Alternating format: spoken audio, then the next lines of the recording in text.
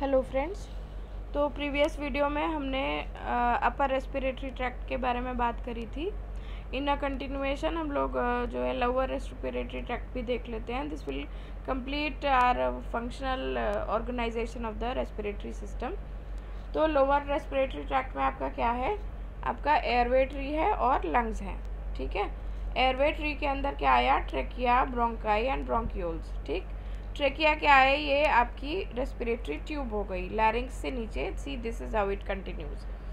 ये डायग्राम आपके लिए बहुत एक्सप्लेनेटरी रहेगा। देखिए लैरिंग्स से नीचे क्या हुआ, ट्रेकिया आई। ट्रेकिया क्या है, सिलेंड्रिकल ट्यूब लाइक स्ट्रक्चर है जो कि ब्रांच होते रहता है। तो trachea continues as bronchi. These are the primary bronchi. Then bronchi will divide into bronchioles. Bronchioles ये ब्रांचिंग्स ये bronchioles की हैं। इस तरीके से ये हमारा जो ट्रेकियोब्रोंकियल ट्री है, ये जो है ब्रांच करता है 23 times and finally it leads into terminal bronchioles.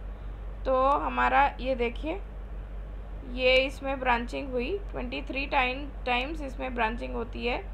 Secondary bronchus, tertiary bronchus, respiratory bronchioles और ब्रोंक्यूल्स के बाद ये फाइनली खुलता किस में है, एल्वियोलाई में, लंग एंड एल्वियोलर में। एल्वियोलस क्या होता है, सैक होता है, पल्मोनरी सैक होता है जो कि फैलता है और कॉन्ट्रैक्ट होता है, रिलैक्स एंड कॉन्ट्रैक्ट्स, जिससे कि एयर जो है अंदर आती है। ठीक है, ये जब हम लोग आगे पढ़ेंगे कि कैसे एयर अंदर ट्रांसफ़र हो रही है तब हमें समझ में आएगा ये। तो ये देखिए, ये एक और क्लियर डायग्राम है, जूम डायग्राम है। टर्मिनल ब्रोंक्यूल जो है आपकी, उस पर स्मूथ मसल है। स्मूथ मसल ट्रेकिया के लेवल पे नहीं होता है, तो टर्मिनल ब्रोंक्यूल पे ये स्मूथ मसल है। Smooth muscle this will terminate into alveolar sac. Alveolar sac क्या है, ये बलून है। ठीक है, इसमें क्या है, डीऑक्सीजनेटेड ब्लड आ रहा है पल्मोनरी आर्टरी से और ऑक्सीजनेटेड ब्लड जो है पल्मोनरी वेन पे चला जा रहा है। रेस्पिरेटरी ब्रोंकस हुआ आपका, रेस्पिरेटरी ब्रोंकियोल हुआ, एल्वियोलस हुआ, ये कैपिलरीज हुई और ये एल्वियोलर डक्ट हो गई। अब ये हमारा एयरवे ट्री, ये मैंने बताया आपको, it will divide into a series of branching tubes. और जैसे जैसे ये आगे ब्रांच होता जाता है, जैसे जैसे this branching progresses, the diameter of the tube will constantly go on decreasing. ठीक है, तो ट्रेकिया क्या है, ये मेन एयरवे है, इसमें 2 ब्रोंकाई,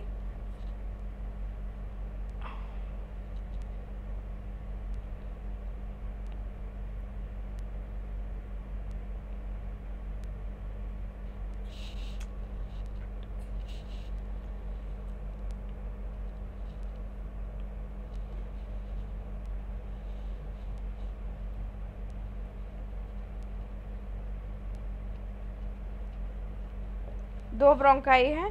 अब ट्रेकिया और ब्रोंकाई में जो है कार्टिलेज है। देखिए ट्रेकिया और ब्रोंकाई में कार्टिलेज है और लेकिन स्मूथ मसल बहुत कम है। ट्रेकिया ब्रोंकाई दोनों में कार्टिलेज है लेकिन स्मूथ मसल बहुत कम है।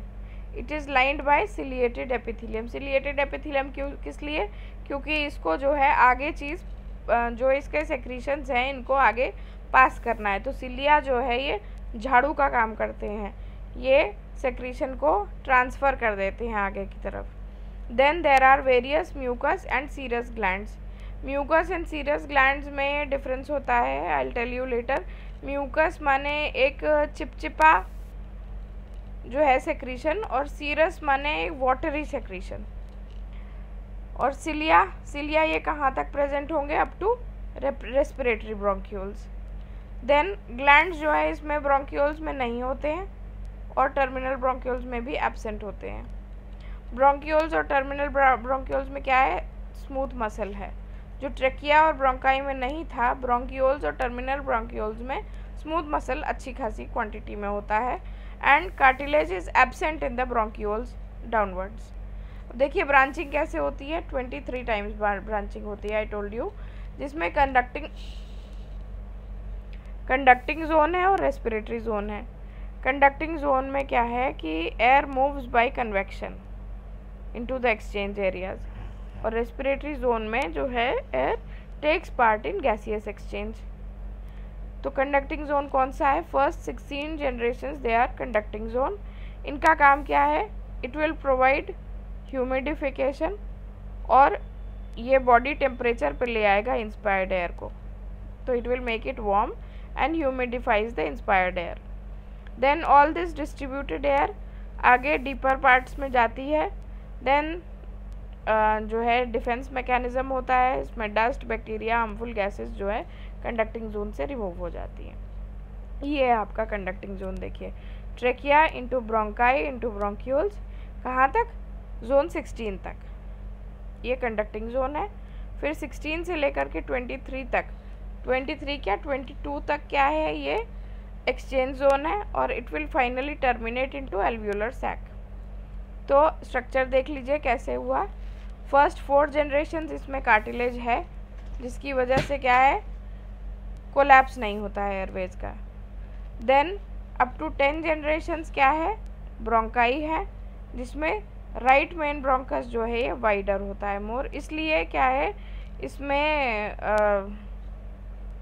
ज़्यादा चांसेस हैं। जैसे कोई फॉरेन बॉडी इनहेलेशन हुआ है तो उसका राइट मेन ब्रोंकस में जो है डिसलॉज होने का ज़्यादा चांस है, क्योंकि it is wider.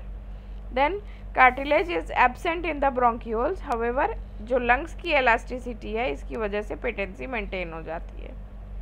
Then there are no alveoli up to generation 16, ठीक है। एल्वियोलाई जहाँ से शुरू होंगे वहाँ से जो है रेस्पिरेटरी जोन चालू हो जाएगा। इसका ब्लड सप्लाई देखिए ब्रोंकियल सर्कुलेशन के थ्रू होता है, which is fed by bronchial arteries which originates from descending aorta and drained by pulmonary arteries. Nervous supply पहला देखिए वेगस नर्व से, वेगस नर्व की वजह से क्या हुआ? ब्रोंको कंस्ट्रिक्शन हुआ मस्करिनिक रिसेप्टर्स से। देन सिंपैथेटिक स्टिमुलेशन के कारण ब्रोंको डायलेशन हुआ, किसके थ्रू? बीटा 2 रिसेप्टर्स से।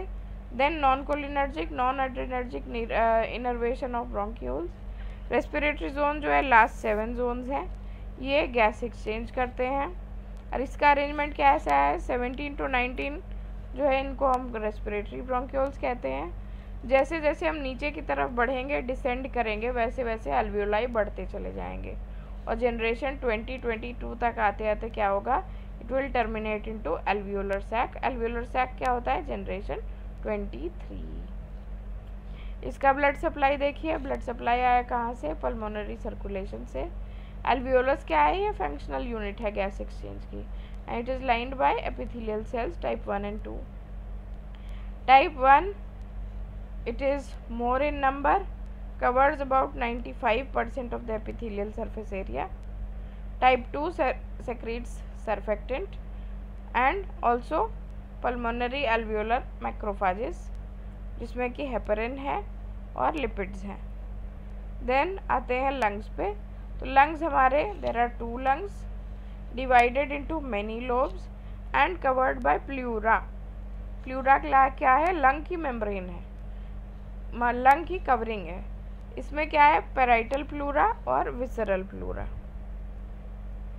ठीक है। पैराइटल प्लूरा और विसरल प्लूरा इस डायग्राम से देखिए। तो पैराइटल प्लूरा क्या है? जो चेस्ट वॉल है उसकी लाइनिंग है, और विसरल प्लूरा क्या है? लंग की लाइनिंग है। इन दोनों के बीच में क्या है? प्लूरल कैविटी है which is filled with pleural fluid. तो प्लूरल फ्लूइड की वजह से क्या हो रहा है? ये दोनों विसरल प्लूरा पैराइटल प्लूरा जो है ये एक दूसरे के ऊपर स्लाइड करती रहती हैं, ठीक है। पैराइटल प्लूरा आउटर लेयर, इसमें ब्लड वेसल्स होती हैं। विसरल प्लूरा जो है ये डायरेक्टली लंग की कैविटी, लंग की लाइनिंग होती है। प्लूरल कैविटी इनके बीच की स्पेस होती है जिसमें पैराइटल फ्लूइड है। पैराइटल फ्लूइड एक लुब्रिकेंट है जो कि लंग्स को एक दूसरे के ऊपर, लंग्स को चेस्ट वॉल के अगेंस्ट स्लाइड करने देता है। तो प्लूरल फ्लूइड कायदे से कर क्या रहा है?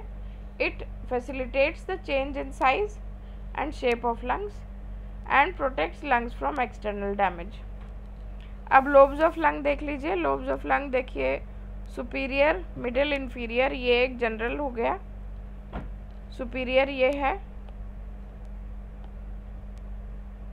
ये सुपीरियर लोब है, ये मिडिल लोब है और ये इन्फीरियर लोब है।